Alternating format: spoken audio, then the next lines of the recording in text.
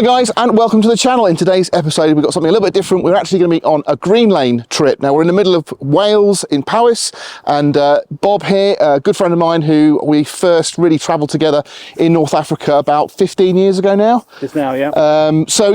Bob's got some routes laid out. We're going to be following OS maps, and we're just going to take you along for the ride really and try and get some nice footage, show you the countryside, show you what these vehicles can do, hopefully, and yeah, come along for the ride and see what you think. Right, so we are about to set off. Bob's brought along with him some two-way radios. This is a Baofeng, and it seems to actually work quite well. It's got a very cool tactical aerial on there. So we'll see how those go, but let's just see if he can hear us. Come in, Bob, are you reading me? I've taken 15 minutes so far, shall we go? Let's go.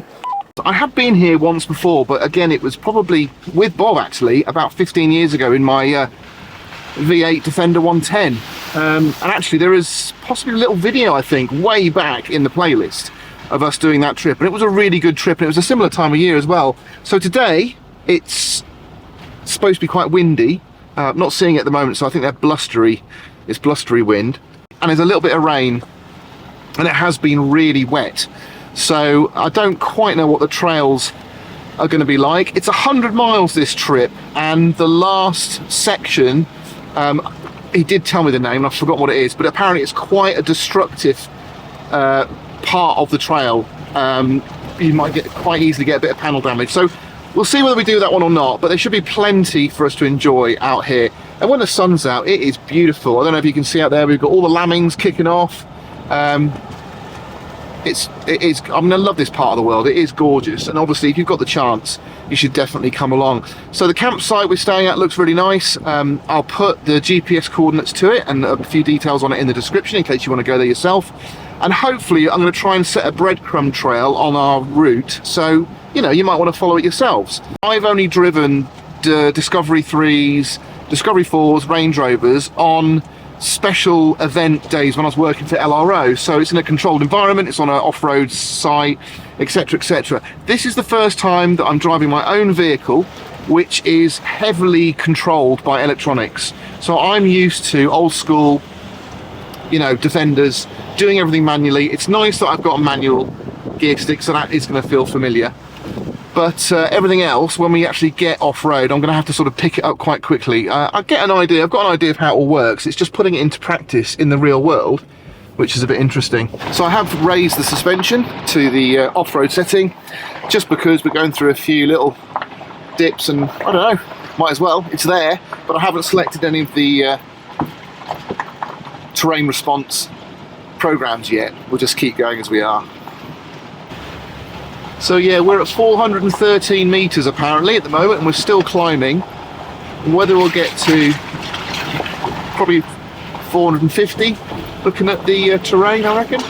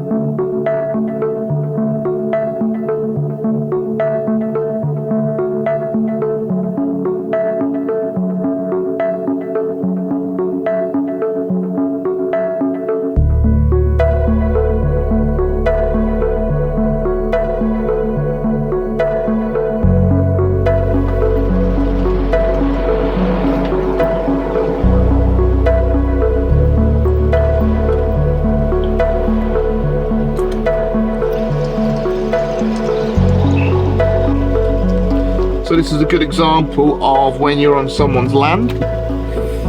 This is definitely through a farmer's yard, and I would imagine it gets used a lot. Okay, so we're going a little bit more off-road here. Let's raise our suspension. Go for a bit of mud and ruts. because we don't want hill descent control on.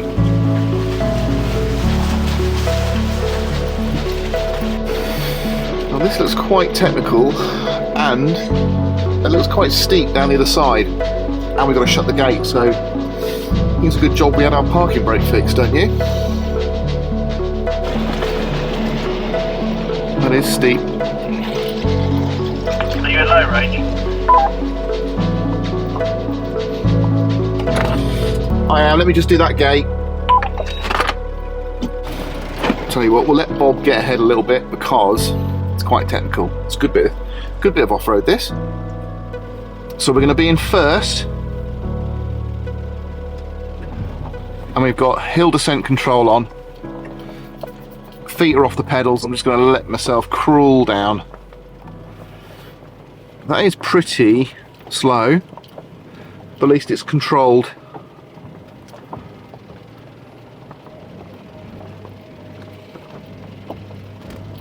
Oh, bit of a dip here. Oh, nice.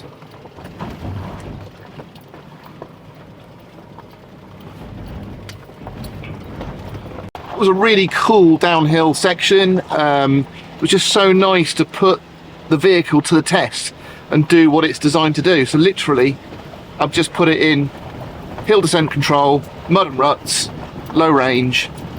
It's just done it all for me. Feet were off the pedals, and I quite happily just trickled down there in a controlled way. Really good. So now I would say that's probably the first proper experience I've had, certainly in this vehicle, of its off-road capability, and I'm not disappointed. But it is so nice to see Bob's Defender bobbing up and down, and you can see all the articulation on his axle. It's just really good to see, and I do miss driving a Defender. It's such a pure experience.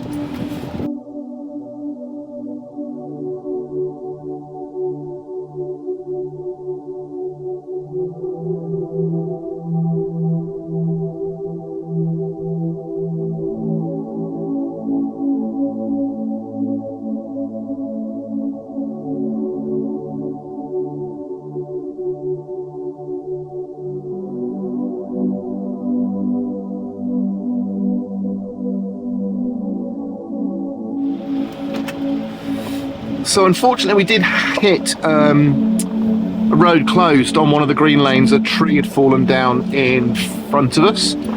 So we've done a little bit of a detour. Now I'm not sure if this is one of Bob's original ideas. I presume this is one that he was going to do because it's too good to not be. Just again, you're just surrounded by so much rolling countryside, it's mad.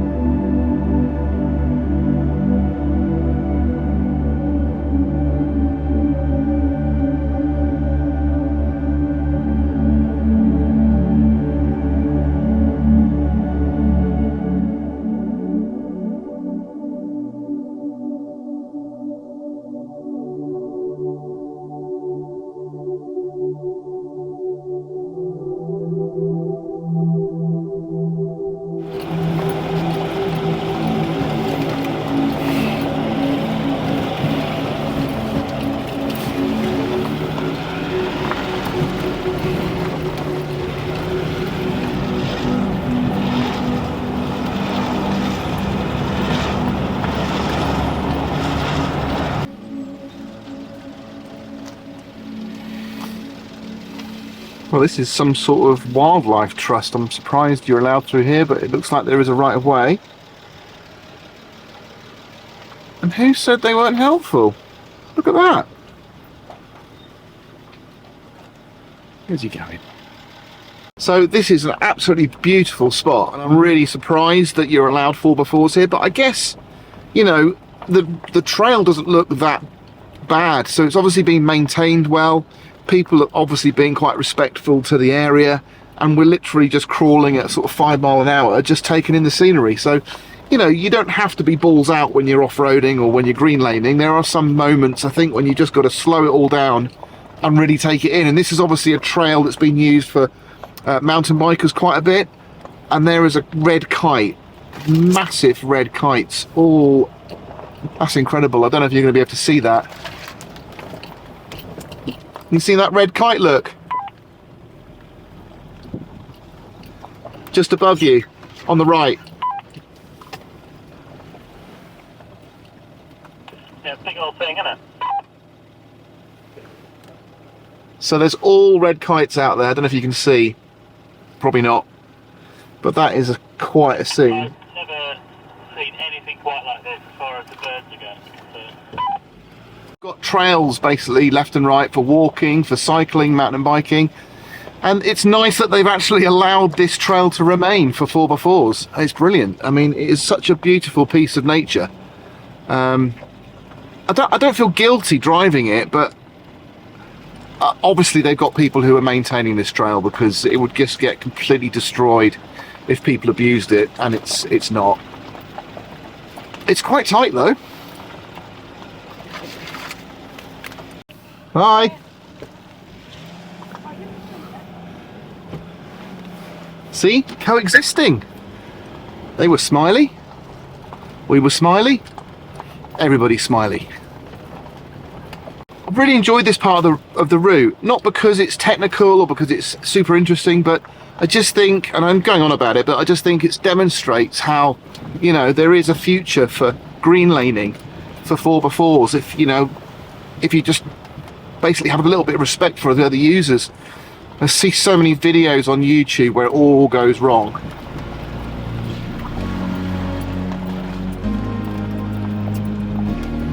I'm just not doing very much. All I'm doing is holding onto the steering wheel. It's doing the rest for me.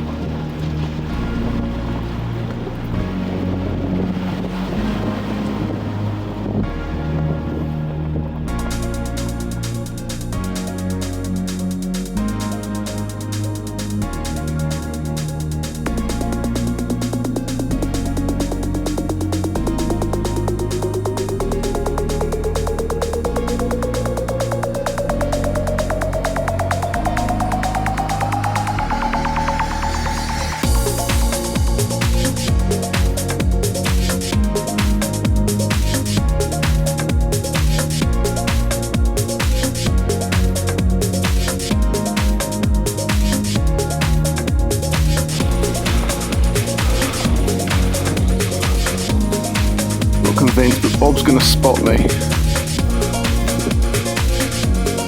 I'd move out of the way. It's gonna make a big mess.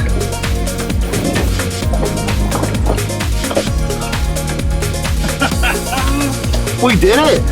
Big pics, really. I think we've got a flat tyre now. So, slightly disappointing you didn't see the disco go down that rocky bit, but I took exactly the same line as Bob, which was the right line to take, and the disco performed admirably, gotta say.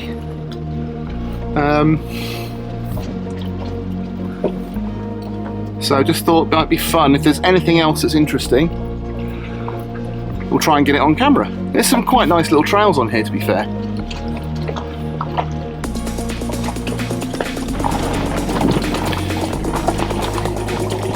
Now I've got my thumbs on the wheel, just in case it snaps and my thumbs can't get locked, which is how you're supposed to drive off-road. I'm sure you all know that.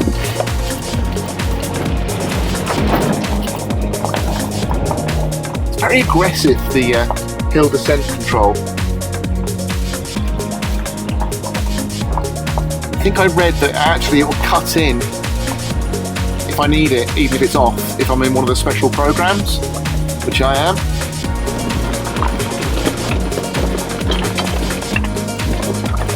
Right, I'm just going to give Bob a little bit of distance here because it's a nice little drop up here.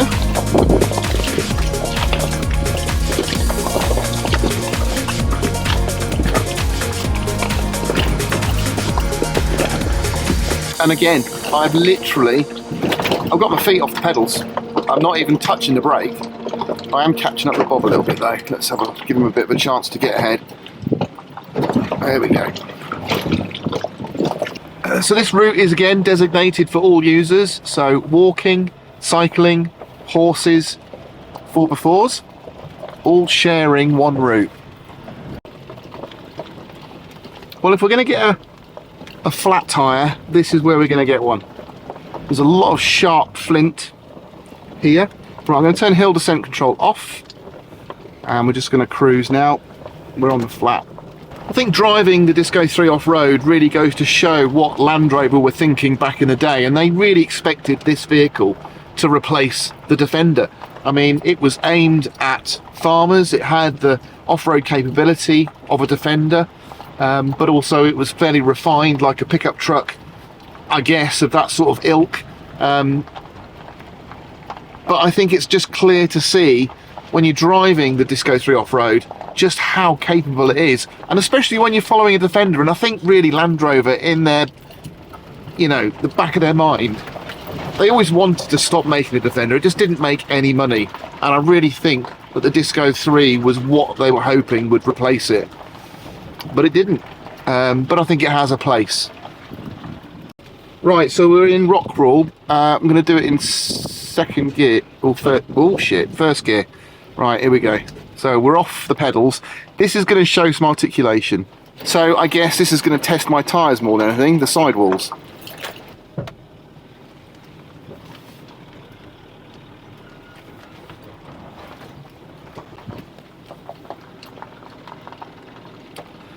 I mean, it's just too easy.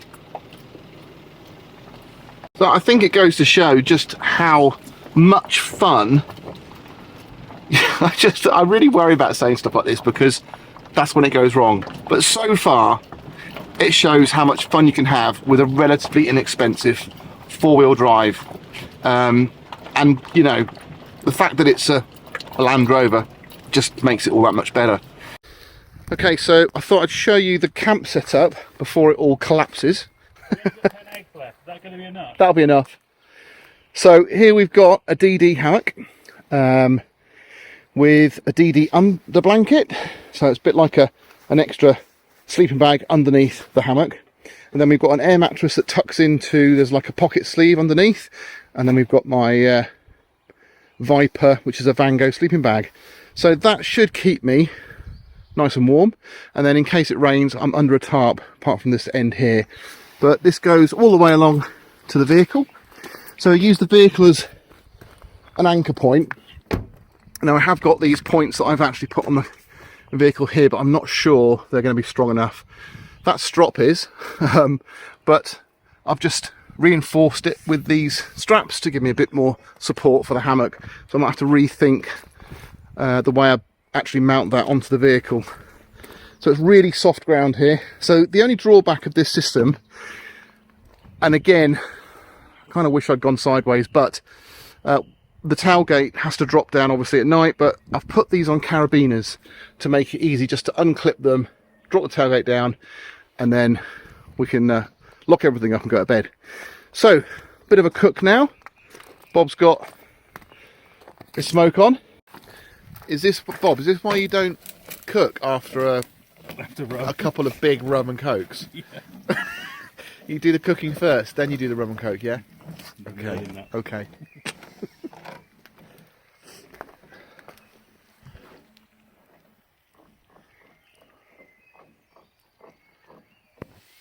So we're keeping it simple.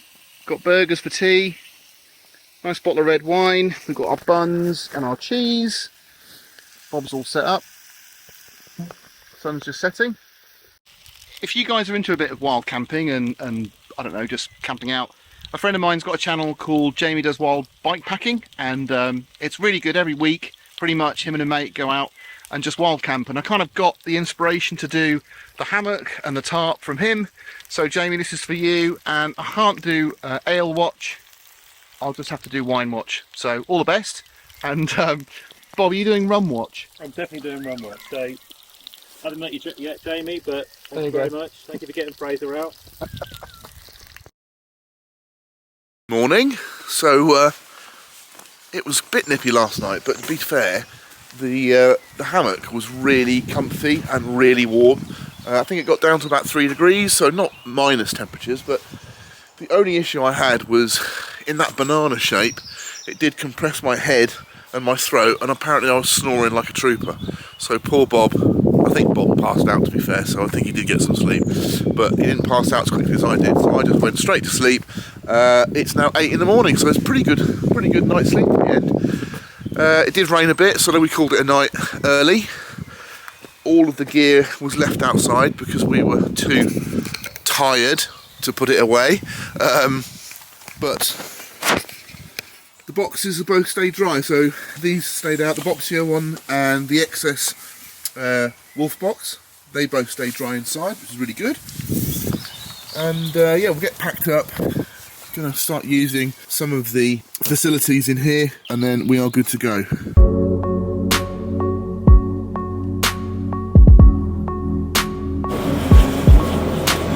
So I have got a little bit of wine still in my diffs that I've noticed today, a bit more than yesterday. And I'm still struggling with my turbo lag slightly, so the turbo's not really kicking in until 1800, which can prove to be a bit of a problem if I'm starting off on a slope, so it's low range unfortunately for most of it.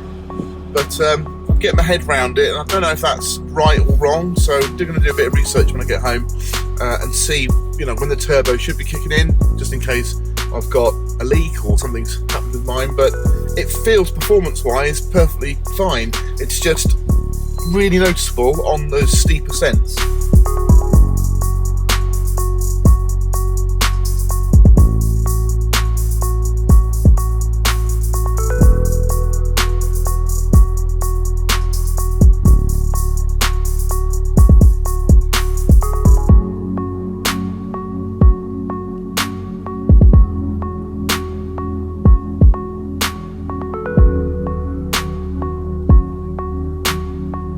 We were a little bit unlucky this morning. When we set off, it started to rain, which is a bit grim. I am quite tired, I now realise. Although I did sleep quite well, I probably didn't get enough sleep. I think I only got about 5 hours.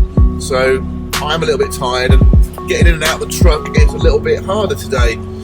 But we're back on some of the lanes we did yesterday to try and reach some newer lanes. But we have to go through some of them before we get there. That is a big cow.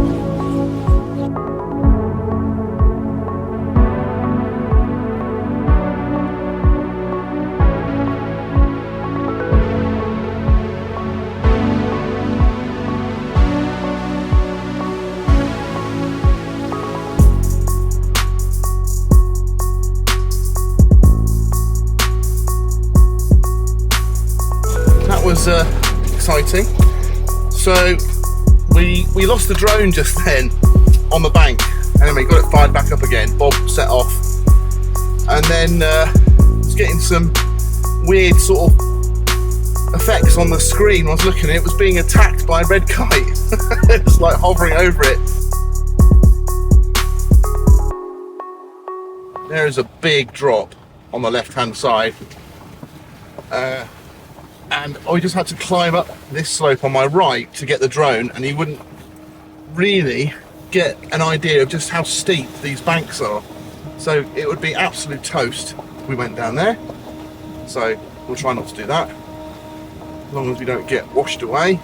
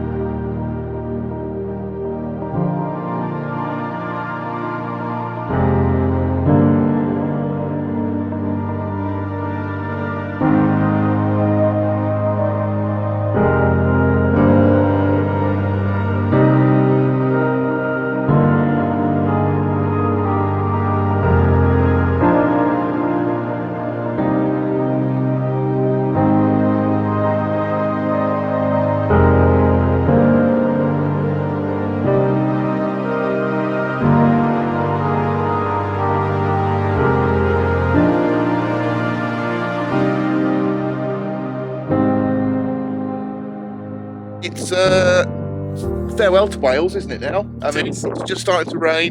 So we did Wales without doing what? Without doing the Strata Florida. Everybody does that. We didn't do that. We did loads of other stuff. A fairly non-damaging trip, but we did some good stuff, and we put the Discovery through its paces, I think, a little bit. Bob just breezed it all, but you know, it was touch and go for a while. But we do both have a very long trip back, so it's about 3 or 4 hours, isn't it? So thank you, Bob. Yeah, thank you for coming along. Appreciate it. We'll do it again soon. very much. And we'll catch you on the next one.